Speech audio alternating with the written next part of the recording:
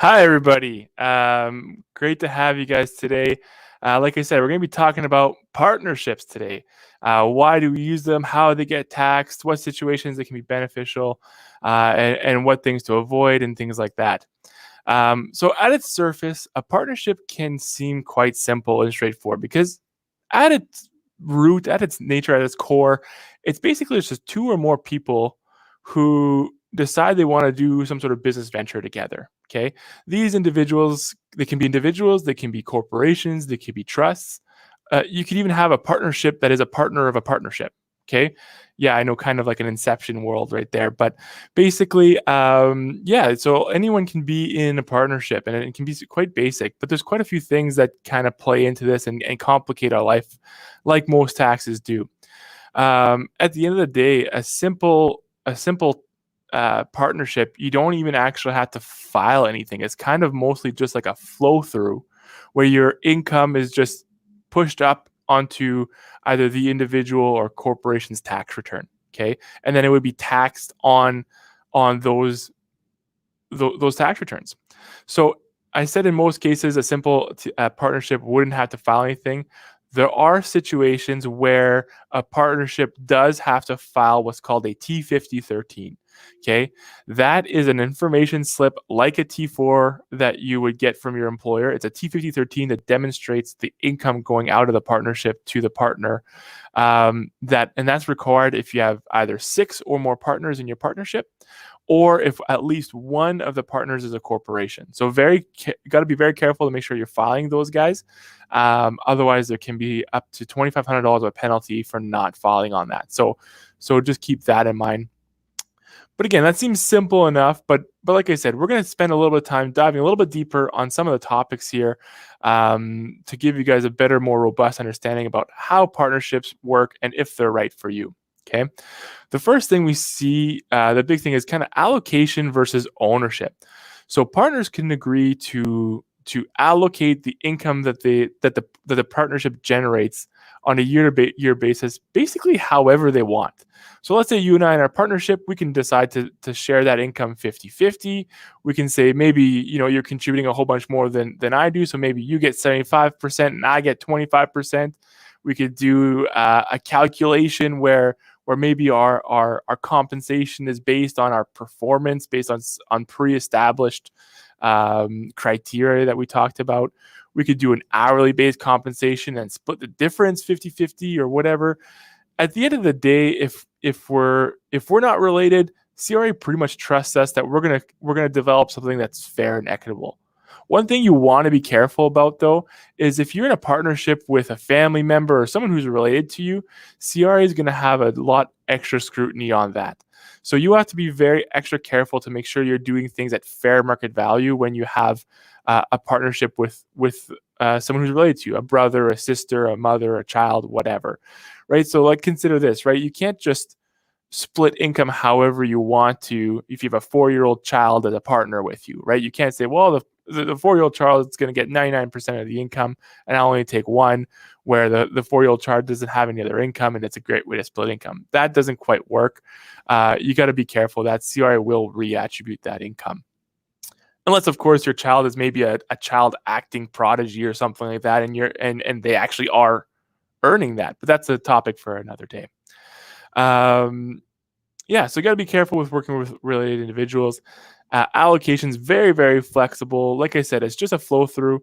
But one thing that people kind of often overlook is that allocation can be completely different than the ownership percentage. Okay, because there's kind of two different topics at play here, right? We have allocation where the annual income goes out to, and then we have the ownership of the actual partnership, right? So take for another example. So you and I are in a partnership, and maybe you're this real estate guru. You're really, really good at rentals and picking good rentals, and I'm looking to get into the business. I want to learn from you, and so we decide to create this partnership. Okay. And so we're going to each inject, let's say, $30,000 into our partnership to invest into our first rental property. And you're going to kind of show me the ropes and show us how to do that. So we agree that I'm going to do all the work in terms of, seeking out the property, managing the property, making sure we're getting tenants, all that kind of stuff. And our investment is the same. So we can decide, okay, with that investment, you know what, you're going to get 75% of the ownership in that partnership. I'm going to get 25%, even though we put the same amount of money in, because I'm respecting your knowledge.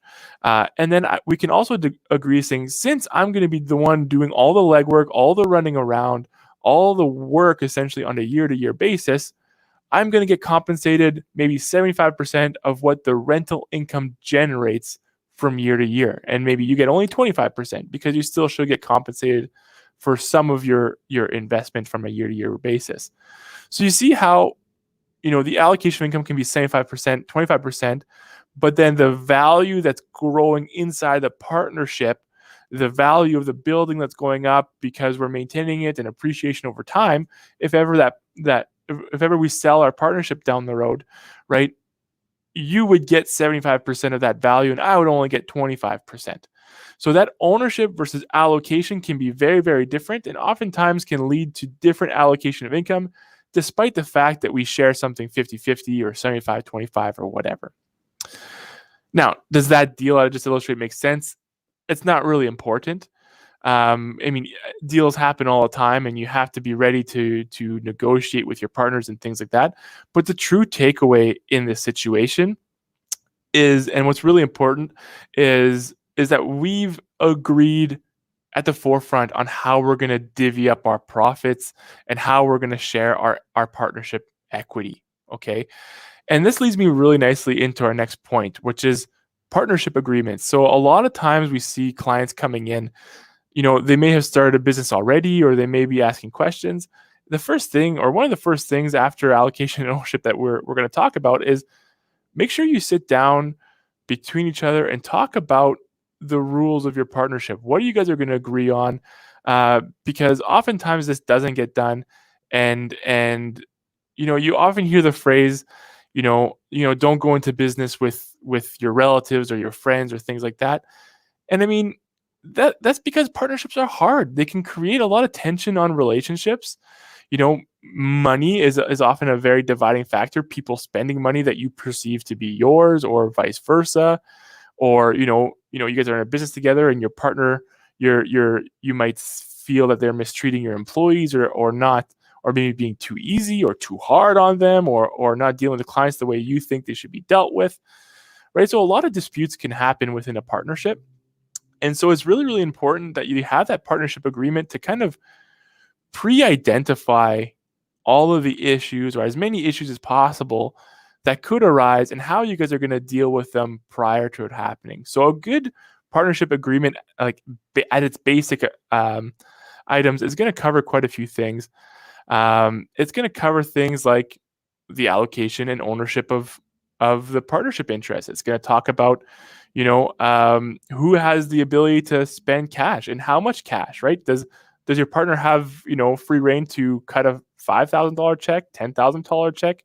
What about a $500,000 check? Or do we need two signatures on that, right? There's definitely a give and take relationship with how much money you can, how much control you want over that cash flow, and how easily it is for you to operate, right? Because you don't want two signatures on something that's $25 purchase, right? That's going to slow down your business and impede your ability to do really good work. At the end of the day, though, being in a partnership to me is a lot like that. The partnership agreement to me, is a lot like your wedding vow. It's your commitment to your partner as to what do you agree to do together in business, right? And maybe a wedding vow is a little bit too much, but maybe more like a prenup, right? If something were to happen, if I pass away, if we want to dissolve our partnership, how are we going to do it? How are we going to value the partnership? And so here at Talbot Associates, excuse me, here at Talbot Associates, we have a good team of professionals here ready to help you kind of identify those issues that should be in your partnership agreement, and go over reasonable ways to divvy up things and kind of help you resolve conflict.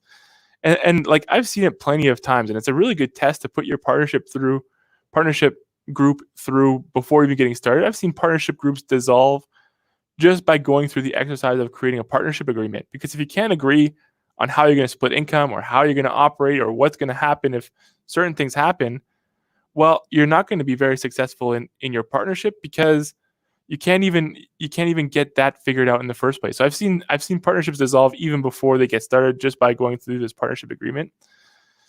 Now, don't get me wrong, there are tons and tons of success stories where partnerships have worked out and have been wonderful, right? All we're trying to say here is if things go to the negative, if things end up being really, really bad, you want some sort of thing to fall back on to say, hey, we agreed on this, right? Like, let's not fight anymore. Let's go back to what the partnership agreement said. Let's do that, and then we will address other issues and move forward and be able to have a healthy and a good, fun working relationship. One really big thing that's kind of scary and comes up a lot is, well, what happens about liability to our partners, and what happens if we go bankrupt and things like that, right? And that's where we kind of introduced the notion of different types of partnerships, and there's different types of liability for different types of partners, okay? So I hope I didn't say partner too many times there, but I'll kind of go over the different types of partners you can be. So essentially there's three types of partnership. One, there's general partner. Two, there's limited partners. And three, there's limited liability partners, okay?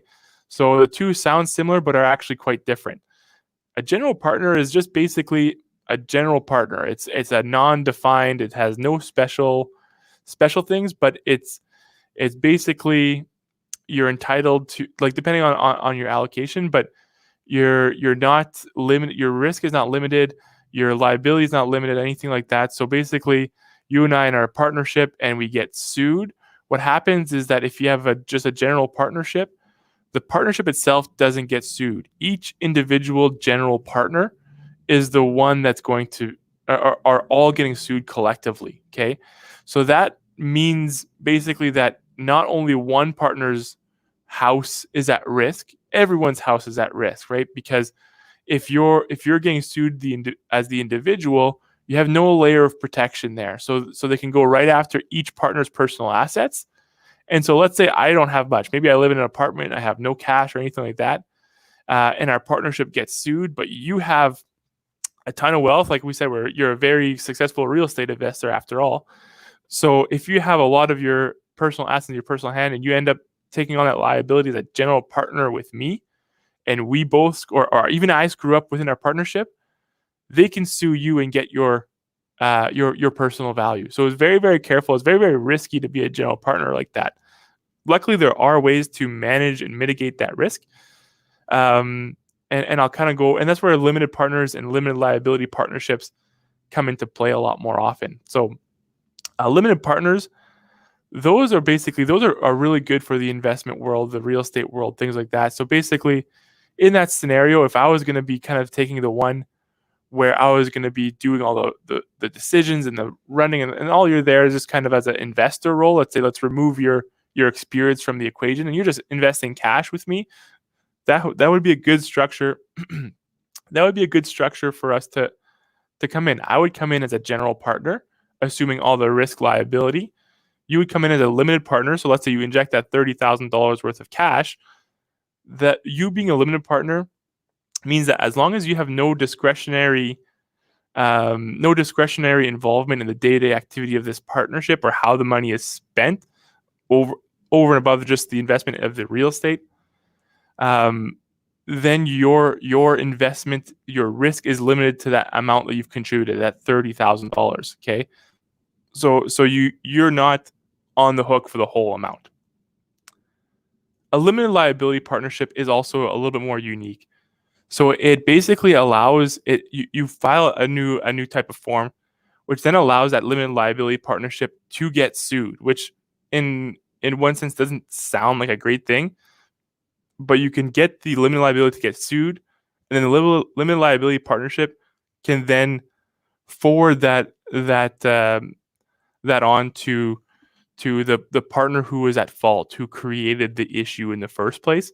So not each individual partner would be liable for another partner's mistake. Okay. So risk mitigation, allocation of ownership, partnership agreements. All those things are very, very important things to consider when you're putting this type of structure in place. And so you should definitely talk to your professional advisors to make sure that these guys are there. They go over the exhaustive list of all the things you should be considering. And I always do recommend getting your partnership agreement drafted by a legal professional, because you want it to be legally binding as well. In absence of that, writing it down is good as well, just so that you and your partner have a reference point to go back to say what you guys agreed upon. Whether it's legally binding or not, that you'd have to ask a lawyer about, but it's still a better tool to avoid arguments than not. A few examples of the most common types of partnerships that I see clients coming in. We see a lot of partnerships in the farming industry, right? Maybe a husband-wife partnership or a parent-child type of partnership. So they're farming together and they're doing that. We see it a lot in the real estate world. There are a lot of different strategies. Like I went over a quick overview of the different types of partners, but by mixing up the allocation and ownership percentages and things like that, we can actually do a good job of managing liability in unique and creative ways. So if liability is something that you're really worried about in your real estate operation, definitely come see us to talk about that. Because the reality is, in a real estate operation, if you have personal money to inject, it doesn't always make sense, or it's very rarely makes sense to create a corporation to invest in that real estate. But the big thing about a corporation that you get is that liability protection, where we have to be creative with a partnership structure to create that liability protection. But from a tax perspective, that partnership is a little bit better than having it inside of your corporation. The other avenue we see a lot of limited partnerships is in the investment sector, right? So if you're just a general investor investing into stocks and things like that, right? A lot of times there'll be limited partner type structures, right? So if you want to invest into oil and gas or something like that, oftentimes you're investing into a partnership where your at-risk amount is only what you've put in, just like very similar to a regular stock. So there's a lot of different uses for partnerships, but at its core, like I said at the beginning, it's quite simple. Your partnership makes $100,000, let's say, and there's 4 partners, and if you decide to go 25, 25, 25, 25, everyone gets $25,000, right? And that gets put into either your personal tax return or your corporate tax return, however you guys have that structured. Okay. So yeah, I'd be happy to take questions if there are any at all, or if you guys want to call in afterwards, or I think, Kayla, I think you might have a few questions there.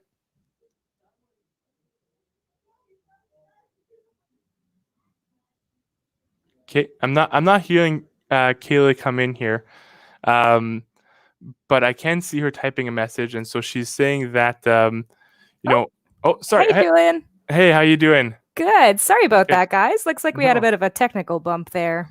Okay. So why don't you read off the question that I saw you just type out there? Sure. So, what happens if I'm in a partnership, but I want to sell my partnership interest? Yeah, okay, that's a great question, right? So selling a partnership interest, or your interest in a partnership can happen in a various different types of ways. But you have to imagine that the partnership owns assets. It might own the building and the goodwill and all the stuff that you operate with, but you own a piece of that partnership. So if you sell a piece of that partnership to a different individual, you will get a capital gain for that sale of that partnership, because they are now assuming all of the percentage of ownership you have in each of all those items in that business. Now, another way to sell your partnership is to sell assets within the partnership, have them buy out, but that gets a little bit more complicated. But if you're just selling straight up to a different individual, yeah, you would have a gain or a loss on the sale of the value of your partnership interest directly. That's really good to know. Mm-hmm. What happens if you want to dissolve a partnership? What are a few things to watch for in that situation? Right. So dissolution of partnership, this is where we've seen some missteps, definitely, and some unintended tax consequences. And whenever we say unintended tax consequences, that's never a good thing, right? Because, typically speaking, unintended means that there was tax, and it's not usually a tax refund. But basically, when you're dissolving a partnership, there's a few ways you can do it. And it depends on if there's a successor to your partnership or not. So if you want to, excuse me, guys, if you're looking to dissolve the partnership, you can do it basically one of two ways. You can either do it at fair market value, where everything rolls out of that partnership and you pay tax on the current fair market value compared to what your tax cost is. And then it gets allocated to each of the partners as income, and then all the assets can be separated however you want to. And that's where we see a lot of times some issues where there's those unintended tax consequences, because there is another method where you can do it tax free, essentially. So if you were to unwind the partnership and we get equal interest into each separate asset. So let's say we had a farming operation, and inside of our partnership we had, a cow, a tractor, and a barn, let's say. Okay.